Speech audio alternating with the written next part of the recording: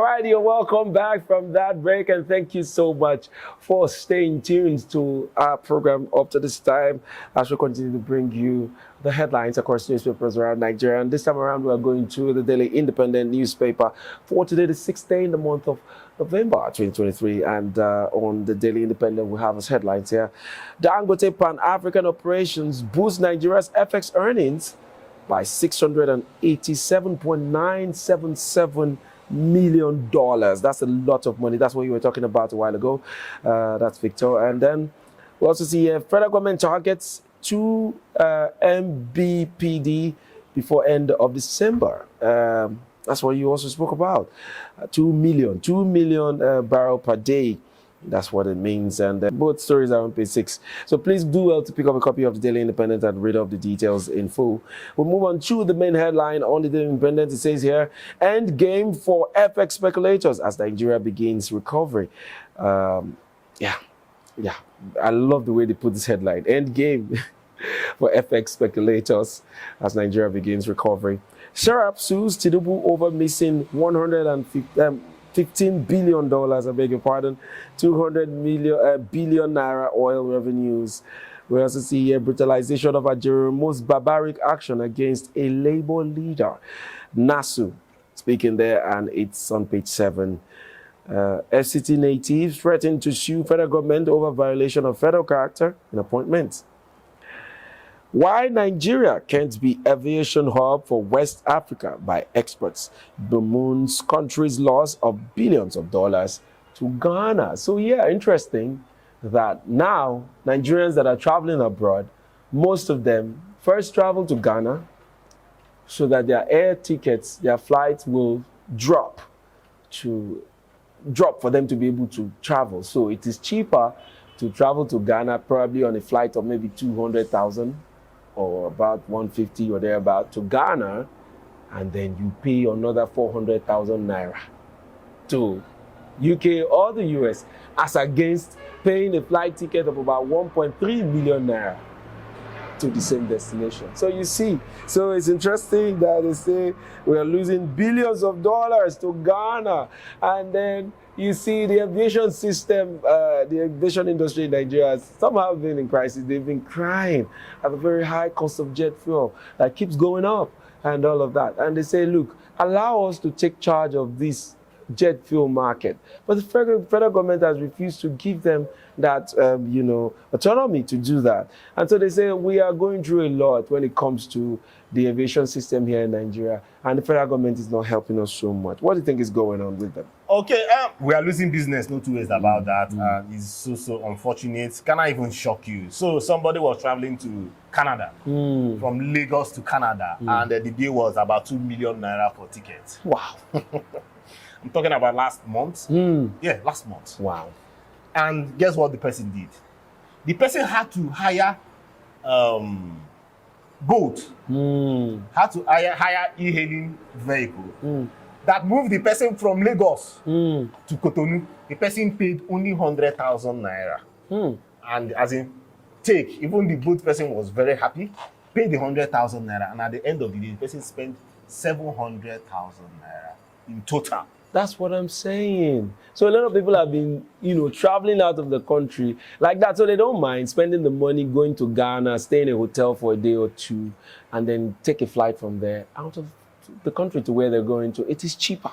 Most times it's half the cost of flying out of Nigeria to your direct destination. And so, yeah, we're losing a lot of money to countries around us and all of that. It's really crazy. So okay, let me just share this idea. I was just, sometimes we forecast, not just forecast, how will I put it? My wife said, fantasize. Yeah, we fantasize things. Yesterday I was just fantasizing about the Nations Cup that is coming in January. Yeah. I was just fantasizing. Come on. Can't Football Intel make it to the Nations Cup come January? And I was just checking the cost of ticket. What I saw, in fact, in the course of the fantasy left me. By the time I saw the price. Yeah, it's an expensive fantasy. Oh my God!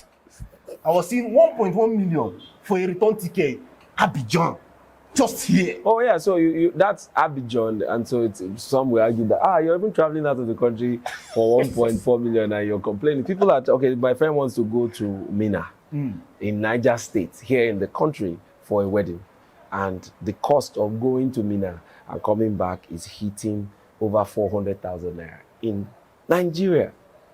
So you can imagine what is going on. So you cannot just fly for luxury anymore, or fly, say you want to go for something that will not even yield fruits for you. It's crazy. It's really sad.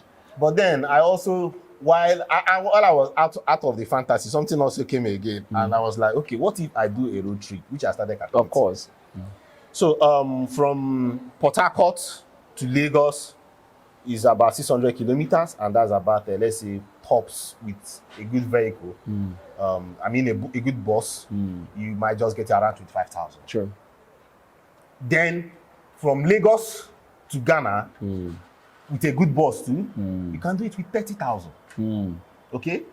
Or even if it is 50,000. Then from Ghana, you can do a direct bus to Abidjan. It's a day's journey. Okay?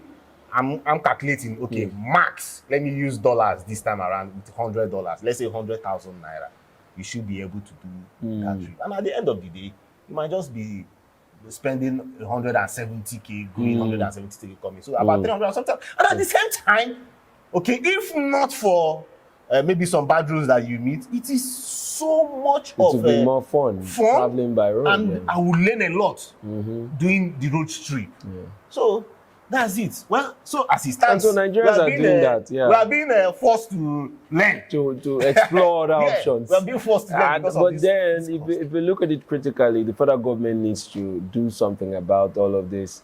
Even though that's that thing my friend was saying, that it looks like the federal government will have to secretly start subsidizing everything they were doing before, because the way they came about this subsidy thing is beginning to backfire on the economy so bad. We know that they can handle it, but it will take a long time. So why don't you take one step at a time, take baby steps in doing all of this until everything. But now you remove subsidy on all levels, and so the impact of that is really not funny. And at this time, every sector is facing the heat of the entire removal of subsidy. And then Nigerians have not begun to see the fruits of it. So they don't understand why they are suffering this much.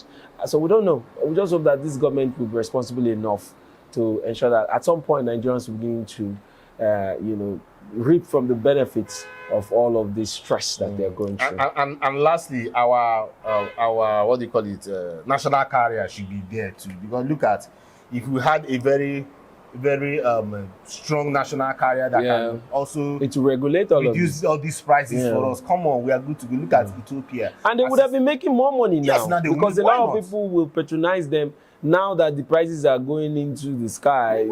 And that people would choose to say, okay, if you have a Nigerian air that is flying at a constant cost of 90,000, while other people are doing 150, 140. Tell me that you will not wait. If you have a business meeting in Lagos in 2 days, you start to book today. Yes. So you book ahead and you plan. So if they have say maybe up to 10 planes, or 30, APIS has over 30 planes operating around the country. If you have, if APIS can have that, I don't understand why Nigerian air couldn't take off. These are some of the things that this government needs to try and put back in place. Railways, let there be adequate and safe optional transportation system in the country, which is what we don't have. So the rails are there, railways are there, but not fully functional, just certain routes. So I want to go to Lagos. Why can I choose to go by rail from here to Lagos? I can't do it. I don't think there's any rail train going from the south here to Lagos. So there's one going from I think Warri to Kogi. To Kogi, yes. You enter a bus then to Abuja. Good. But then that's not good enough. Port Harcourt is a very major city in the south. Why don't we have a rail station here in Port Harcourt that can take people right from here to somewhere, even if it's not even to the north, to Abuja or whatever, maybe to same Kogi. That's it, most central enough, but we don't have all of that. So what are they doing with the transportation system in the country? Why don't we have water system, boats that can take people from here in the south to the southwest, or to the north or something. These are something they should be thinking out, especially our rail system needs to come back alive. Now that the cost of traveling by air is getting into the rooftops. But it's not like our roads are entirely safe for people to start saying, okay, let's stay on the road.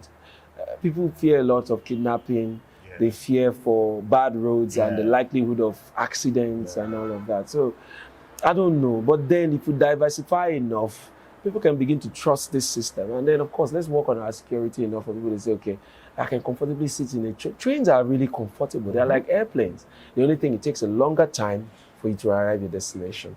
But we hope that this government will get it right and on time too.